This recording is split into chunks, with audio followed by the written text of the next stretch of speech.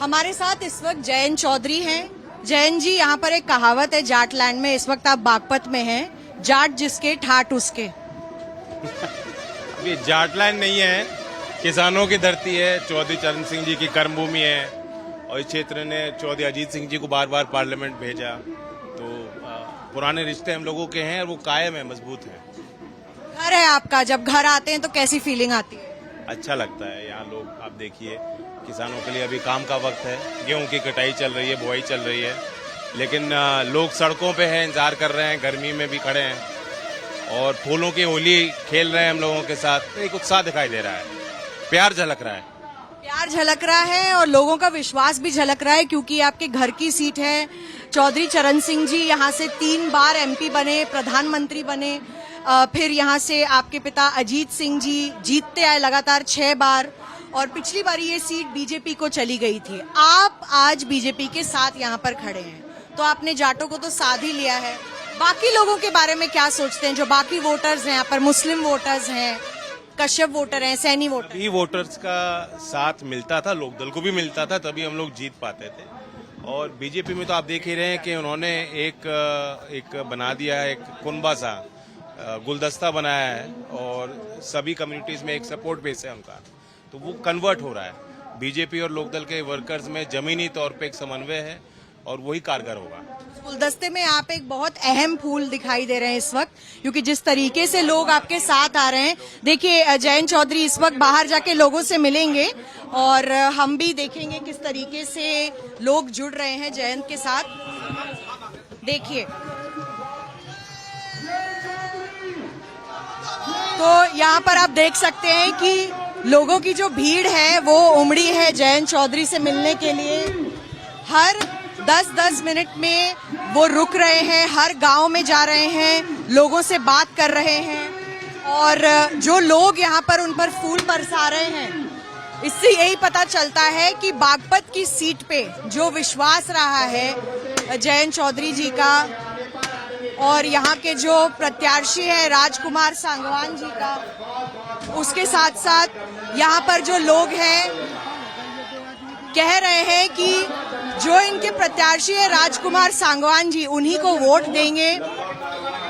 और जयंत यहाँ पर लोगों से बात करते हुए इस वक्त दिखाई दे रहे हैं। आप देखिए कि लगातार यहाँ पर लोगों की जो भीड़ है वो उमड़ी हुई है चारों तरफ। तो यहाँ पर कई ऐसे गांव हैं जहाँ पर लोग दिखाई दे रहे हैं जयंत चौधरी को देखते हुए, तो चाहे वो जाट वोटर्स हो या युवा वोटर्स हो या फिर वो मुस्लिम वोटर्स हो, जयंत का ये कहना है कि इस वक्त सब एक साथ हैं और लगातार यहाँ पर जो उत्साह आप देख रहे हैं, क्योंकि बागपत जो है जयंत चौधरी की पैतृक सीट है, घर है, और इसीलिए शायद लोगों का जो पुराना विश्वास है इस वक्त दोबारा दिखाई दे रहा है। चौधरी चरण सिंह यहाँ से 3 बार के विधायक जो एमपी हैं वो बने, उसके बाद यहाँ से अजीत सिंह जीते, अजीत सिंह के बाद यहाँ जयंत चौधरी खुद चुनाव लड़े थे, लेकिन वो यहाँ से विजय नहीं हो पाए। बीजेपी के सतपाल मलिक उस वक्त जीत गए थे। देखिए जिस तरीके से जयंत अभी लोगों से मिले हैं और उनसे बातचीत करने की कोशिश करेंगे। तो जयंत, जो रिस्पांस आपको मिल रहा है लोगों से वो बहुत ही अति उत्साहित रिस्पांस है। जहां भी आप जा रहे हैं लगातार जो है जयंत चौधरी का ही नाम चिल्ला रहे हैं, यहाँ पर आपके नारे लगा रहे हैं जोर जोर से। तो RLD आई रे, ये गाना हम सुनते हुए आ रहे थे पीछे ट्रैक्टर में, और ये एक एंथम है यहाँ के लोगों के लिए। बिल्कुल, it was a very popular song, it is a very popular, it is still very viral. और अब लोग ऐड कर रहे हैं उसमें बीजेपी लाई रहे, बीजेपी लाई रहे RLD आई रे, बीजेपी लाई। जो एक बात यहाँ पर मैं पूछना चाहूंगी, जो राजपूतों का इस वक्त गुस्सा है बीजेपी को लेकर, वो कैसे आप, आर यू स्माइलिंग, मुस्कुरा के आप वो सॉल्व कर दे रहे हैं, कैसे हैंडल कर रहे हैं? देखिए, ये जमीन पे नहीं है।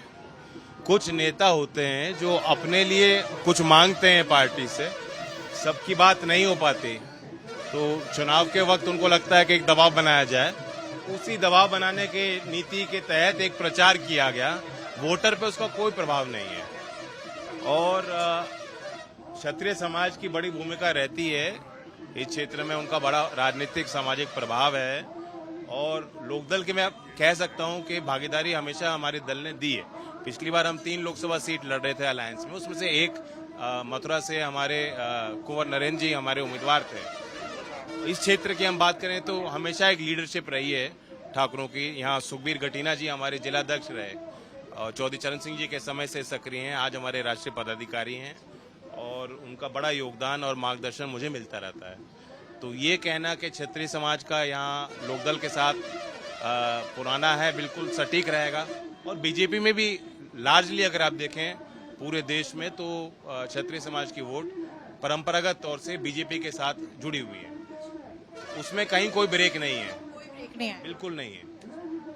एमएसपी को लेकर आपने, जैसे आपने किसान क्षेत्र कहा, जब मैंने जाटलैंड कहा तो आपने हमेशा आवाज उठाई है, चाहे आप समाजवादी पार्टी के साथ थे या अब आप बीजेपी के साथ हैं, आपने किसानों की हमेशा बात आगे रखी है। एमएसपी को लेकर भी आप ये बातें आगे रखते रहेंगे। इस बार लोग आपसे क्या वादा मांग रहे हैं? एमएसपी बढ़ती रहनी चाहिए और ज्यादा किसानों को उसका लाभ मिल सके, इसके लिए भी हम तंत्र तैयार करें।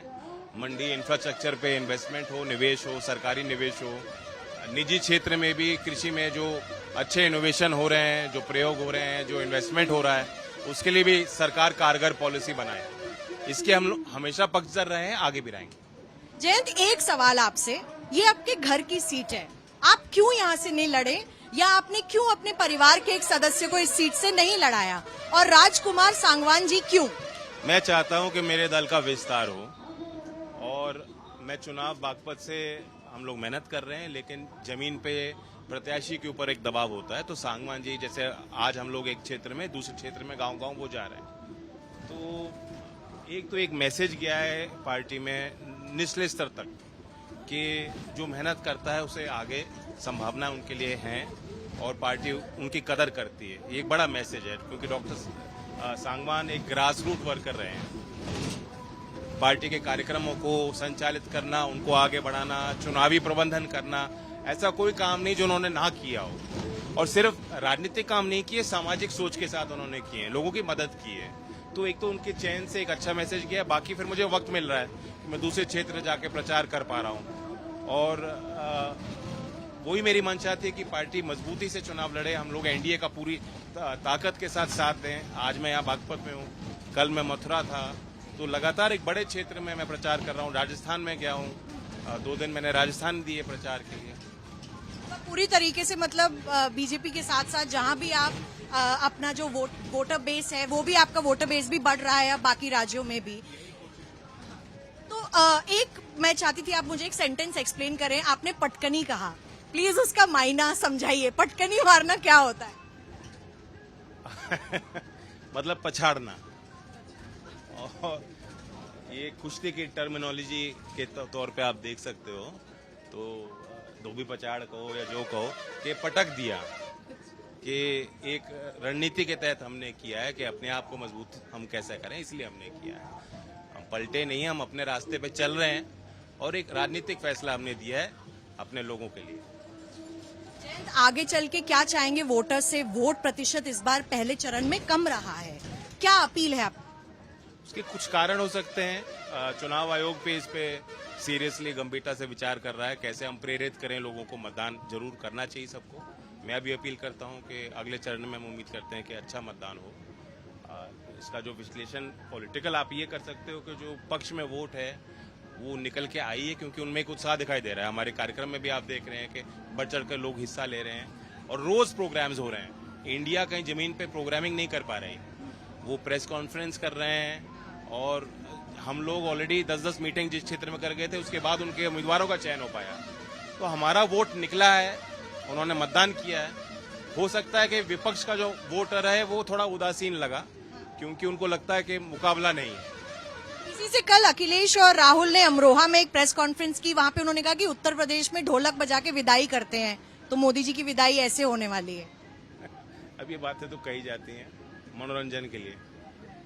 मनोरंजन के लिए उन्होंने ये भी कहा कि कास्ट सेंसस इस भारत का एक्सरे है, क्या इस बात से आप सहमत हैं? देखिए, ये एक सिंपल सोल्यूशन ऑफर किया गया है कांग्रेस की आदत है इस तरह के नारे देने की, गरीबी हटाओ, और वो कारगर नहीं हो पाए। जब अवसर दिया जनता ने तो वो काम नहीं कर पाए, तो उनकी बातों पे कोई विश्वास नहीं कर रहा।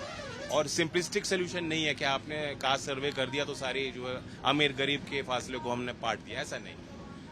एक लिहाज से आप देखें कि एनडीए बात कर रही है विकसित भारत करने, वो एक समाज की बात नहीं, एक जाति की बात नहीं, एक धर्म विशेष की बात नहीं, वो सब की बात है। तो एक पॉजिटिव एजेंडा है, एक long term planning, strategic planning के साथ हम लोग एक एजेंडा तैयार करके जनता के बीच ले जा रहे हैं। और ये लोग बात कर रहे हैं जो कभी 80-90 के दशक में एक पॉलिटिक्स होती थी, वो वापस वहां पहुंचाना चाह रहे हैं। आखिरी सवाल, चौधरी चरण सिंह जी को जिस तरीके से सम्मान पुरस्कार दिया गया, भारत रत्न का दिया गया, उसको लेकर लोग कितने संतुष्ट हैं आपके क्षेत्र में, बागपत में? लोग बहुत खुश हैं। सबसे पहले तो सब पॉलिटिकल मंचों से चौधरी साहब का हम बात दोबारा कर रहे हैं। एक नए सिरे से जो आज का नौजवान है उसे सोचने को मौका मिल रहा है और उनके अंदर एक क्यूरियोसिटी पैदा हो गई है। वो आपने देखा है कि गूगल पे भी आप सर्च करेंगे, हैशटैग देखेंगे तो चौधरी साहब is again re-emerged as a public icon. तो हमारी नजर में हमेशा वो थे, वो रत्न थे। किसान की नजर में वो एक बड़े नेता रहे और हर घर में अभी भी उनकी तस्वीरें लगी हैं, उनके किस्से लोग सुनाते हैं। तो एक उनका बड़ा अपील है हर कम्युनिटी में। अब उसको हम इंस्टीट्यूशनलाइज कर सकते हैं, संस्थागत तरीके से हम उनके विचारों को लोगों के बीच ले जा सकते हैं। आप अपना जो प्रत्याशी है कितने मार्जिन से जीतता हुआ देख रहे हैं बागपत में? आपका एनालिसिस क्या कह रहा है? जितना मार्जिन मेरा होता उससे ज्यादा रहेगा। कितना होता फिर भी?